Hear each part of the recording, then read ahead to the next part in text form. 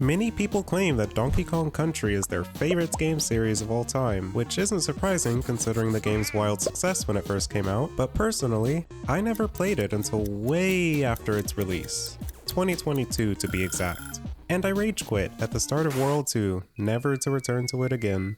But today is a special occasion. I'm coming back to Donkey Kong Country with a vengeance, because I made a bet with my friend that I could beat it in just one sitting. The stakes are high because if I win, he has to buy me a game I've been wanting, Spider-Man 2, and if he wins, I have to film myself playing one of my least favorite types of Pokemon challenges, an ultra-random Pokemon Nuzlocke. Yeah, I know it doesn't sound like a fair bet, but hey, I'm broke and he likes watching me suffer, and you will too, with all the ridiculous ways I die in this video. My god, what the is that? Now, like I said, it's been years since I played this game, but regardless, the first thing I did, of course, before even opening the game, was to prove to my friend that I didn't cheat by practicing ahead of time. No, literally, I haven't opened this game for actually 2 years. Honestly, you probably should have practiced. I don't need the practice. Yeah, we'll see about that, won't we? Then I entered the first level, and come on, of course I beat it on my first try. I know, I'm an expert. Just kidding, because this happened right after. What? That's not what I wanted to... That's not what I wanted to do. I got through the next levels relatively quickly, but I was already close to getting a game over. Like, come on dude, how did you almost get a game over on World 1? But wait, what's that? A save point. I had one more level to get through to reach that save point, of course, and although it was a bit nerve-wracking, I was able to beat the level on my first try and reach the save point. After I saved, I headed off to the first boss, which isn't really that hard at all actually. Then we enter the second world, and we meet again. The minecarts level. This is the level that single-handedly made me rage quit Donkey Kong Country all those years ago. You're that worried about it, huh? Yes, because these levels actually suck. It's nothing compared to what happens later. You just don't believe me? I don't care about the banana. Enemies on the minecarts? That part right there is actual bullshit. But surprisingly, it didn't take me too long to beat it this time. Does Donkey Kong not have the speed to get across that gap? You weren't running. I was running. Is there a way to... Hold, yes. That's how you run. No, I thought you kind of knew because you played Mario games before. No, I actually thought I was running by just walking. No. No. I thought the second boss was going to be awful, but I was able to quickly learn his pattern and how to avoid the projectile it shoots out. Because of the level after this boss, I got a game over and had to start over. Okay, the thing... I'm gonna not pretend that didn't happen. Which led to a bunch of ridiculous moments in the temple level. Can you... Wait, hold on. What the fuck?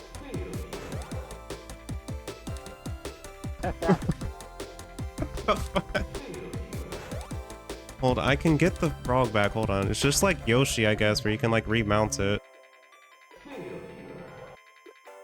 Try one more time.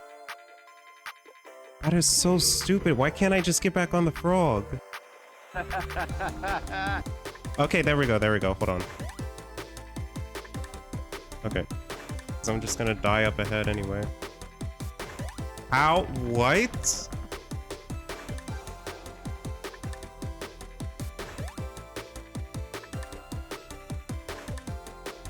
At this point, you're gonna get another game over. I think so. If I do, I'm going to the bathroom again.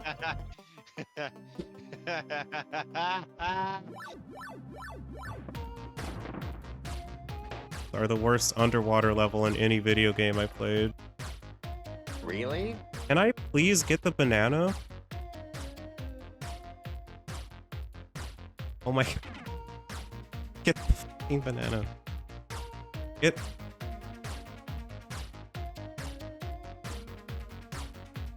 Okay, we got it. Cool. Once we got past all that buffoonery, we made our way to the third boss. And... okay, pause for a second. Can I say something? Why are the platforming levels in this game so obnoxiously hard, but then the actual boss fights, you know, the levels that all the other levels build up to, so ridiculously easy?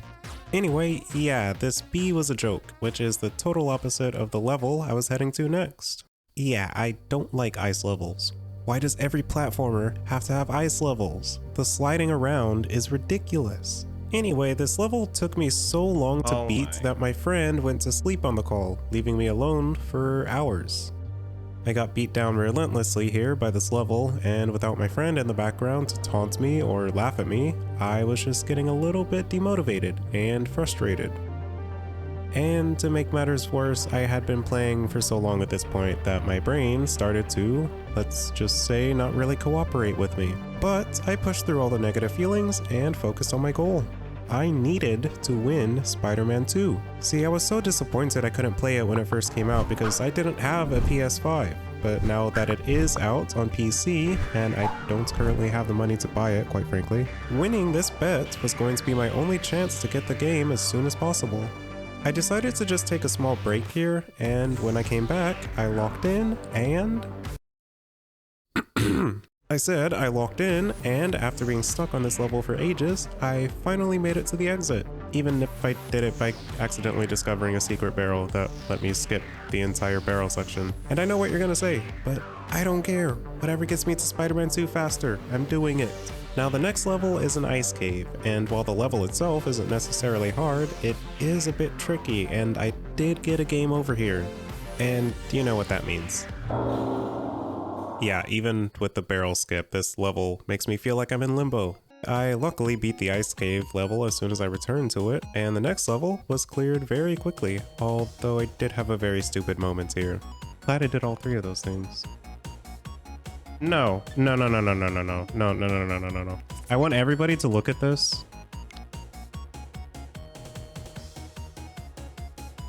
I jumped on it. Now at this point, I was starting to get a little concerned. If I get a game over here, I have to redo 3 levels. 3. I did beat the next level pretty easily, but the save point still wasn't in reach yet. I had one more level to get through before I could reach that sweet save point, and it didn't look like a very fun level. Fun! Oh, that's very fun. Platforming games. Could probably be used as an actual torture method. Okay. Cool, exit. Cool. Moving on, I had a pretty annoying but doable tire platforming level, which of course I immediately saved right after beating it and then moved on to the 4th boss. And it's the rats again. Should I even be including the bosses in this video with how easy they are? Anyway, on to the next world. Wait, why am I saying that excitedly? This is by far the worst world I had seen yet.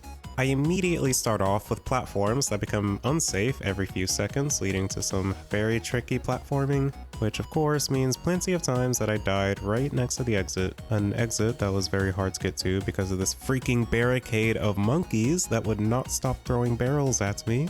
After getting the hang of the platforming though, I was able to get through, and the next level just has you follow a moving conveyor belt, which is actually pretty easy.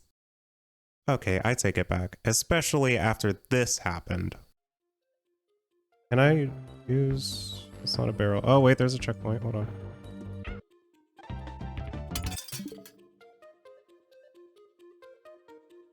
And I'm not gonna die before the checkpoint this time.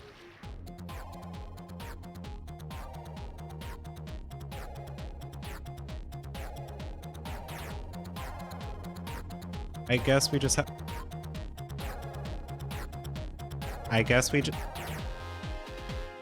Taking a break. Hold on. Taking a break. Anyway, our successful attempt was a very stressful one. I lost Donkey Kong halfway through this level, leaving me with just Diddy Kong, and a long gauntlet of enemies to dodge. And I was just gonna be like, no, I'm not gonna say it because I'll jinx myself. Yeah, immediately I died. Immediately. Well, not died, but lost Donkey Kong, which might as well be dying in this area. I don't care about the G enough. I don't care. I'm trying to survive. That's pretty good. No. That guy stays on the platform. Okay, cool. He's dead. We're almost at the exit.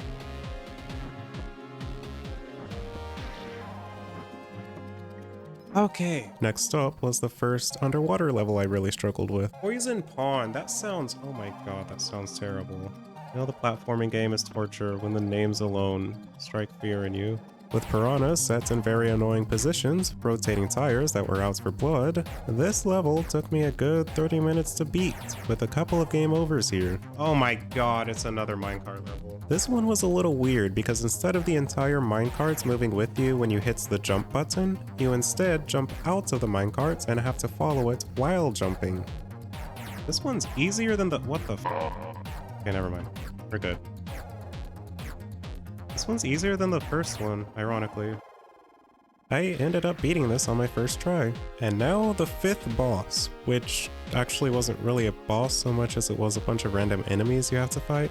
Ironically, the fact that it was a wave of enemies made it harder than any other boss I had faced, but after only one game over, I got through it and made it to the next world. And we immediately started off with the most garbage level I had played yet. So similar to the conveyor belts level from before, you have to follow this one. Only this time, it now has to be restocked with fuel, constantly. It's just like having a car in real life, unfortunately. But unlike real life, if you fail to fuel it up, you die, and the platform never comes back. Ever. You can actually get soft locked on this level because of that. I even ran into an absolute glitch here, and you cannot tell me this was my fault. What the fuck? What the f... No. That was fishy. That was... What the fuck was that? Look at that. I fell through the platform. What the fuck? Now, I made it to a level where you have to keep the lights on by constantly running into the on-off barrels you find. This world was very annoying for one reason. The game throws a new type of crocodile at you that mirrors your jumps, making it hard to get past them, considering the only way to beat these things is to jump on them. There were a couple of tense moments here where I seriously could not see where I was going, but we made it. My friend surprised me by waking up, and seriously, I'd heard this game only takes 4 hours to beat, so the fact that he was able to watch me for 3 hours before proceeding to go to sleep, and I was still playing the game when he got back, was kind of ridiculous. But in any case, nothing was going to change the fact that this level is absolutely absurd. I was like way too long of a distance to be going without a checkpoint. What? With the final stretch of it involving a super long series of platforms where one mistake equals instant death. Almost missed him. That was stupid. How long does this go on for? A while.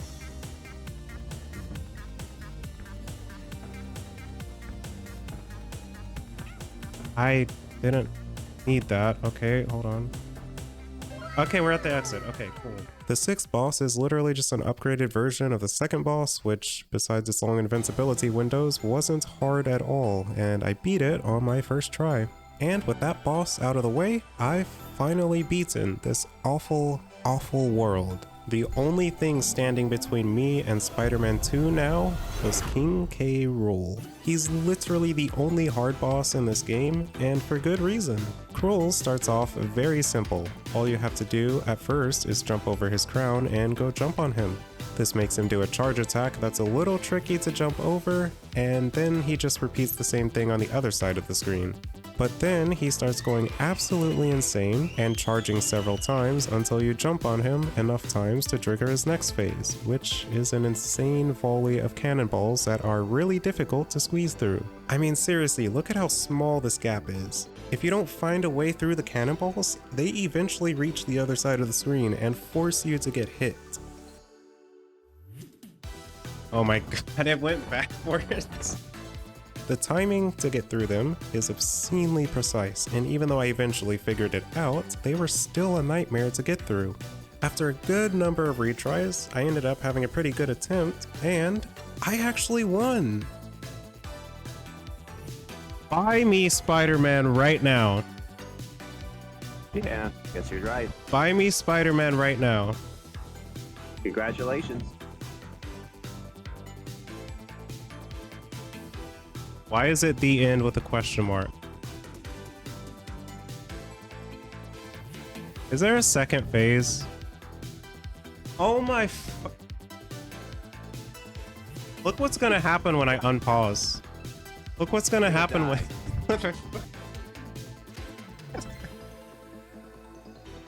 Yeah, this seriously caught me off guard and added even more time to this bet. I seriously did not know there was a second phase here.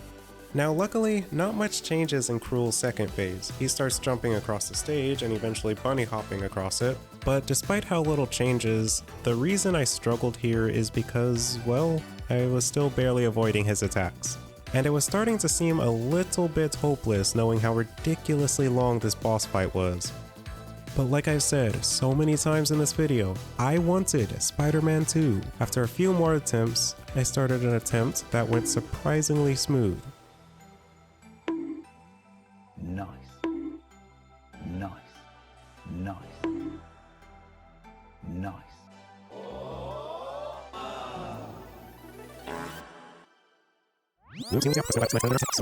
I started an attempt that went surprisingly smooth.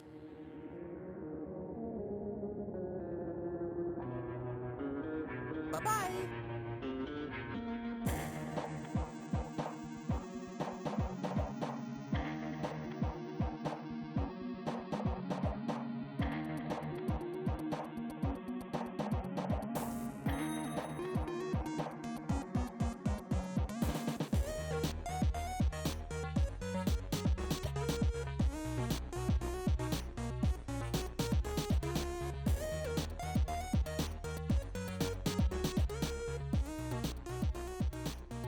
Now you may be thinking that I would just cut the stream there, but nope, here's what happened next. I want to see Spider-Man 2 enter my game library before I sign off the stream.